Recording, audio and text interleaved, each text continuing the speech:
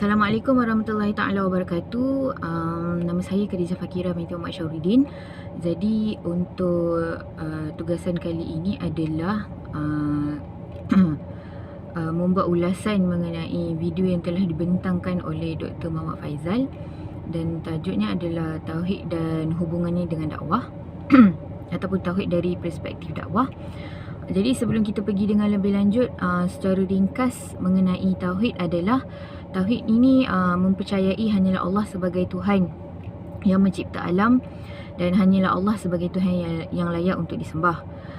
Dengan kata lain, kita menumpukan kehidupan kita ke arah Tuhan yang satu, dan satu hala tuju sajalah, iaitu kita meyakini hanyalah Allah, Tuhan pencipta alam. Jadi apa kaitan tauhid dan dakwah ni?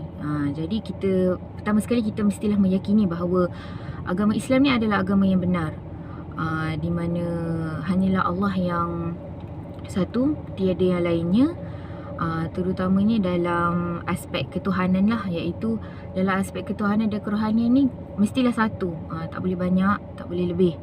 Jadi apa kaitannya dakwah dan tauhid ni adalah pertama sekali manusia ni makhluk yang lalai, makhluk yang lemah dan sentiasa perlu diingatkan. Jadi di situlah fungsinya dakwah ini, iaitu menyelamatkan manusia dari kesesatan dan kebatilan yang salah lah. Kerana antara peranan dakwah ni juga adalah untuk menyeru atau mengingatkan balik manusia ini mengenai apa tujuan kita dijadikan makhluk Allah, iaitu kita perlulah beribadah kepadanya dan kita perlu mentauhidkan Allah yang satulah. Jadi bila kita kufur dan derhaka kepada Allah ni, seseorang itu confirm akan masuk ke dalam neraka, dan neraka ni merupakan tempat yang paling rugi untuk umat Islam. Jadi selain itu, fitrah manusia ni adalah mestilah dipandu dan perlu saling mengingati dalam melakukan perkara kebaikan lah, kerana manusia ni alpa, lemah, dan janji Allah itu benar, di mana orang yang beriman ni akan masuk ke syurga, dan orang yang derhaka kufur tentu masuk ke dalam neraka. Jadi hubungan tauhid dan dakwah di sini sangat jelas lah.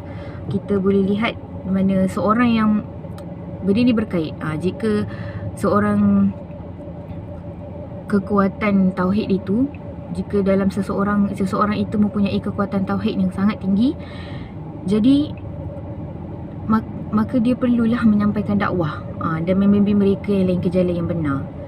Kerana ini juga tanda kita sayang kepadanya. Kita perlu melihat manusia lain yang contohnya telah sesat dalam kesesatan. Jadi kita perlu pandang mereka dengan pandang yang penuh kasih sayang dan pandangan dakwah, di mana mereka perlu dibimbing. Dan bukti agama Islam ni adalah benar telah tercatat dalam Al-Quran lah, di mana bermaksud barang siapa yang mencari agama selain Islam tidak akan diterima, dan di akhirat dia akan termasuk dalam orang yang rugilah.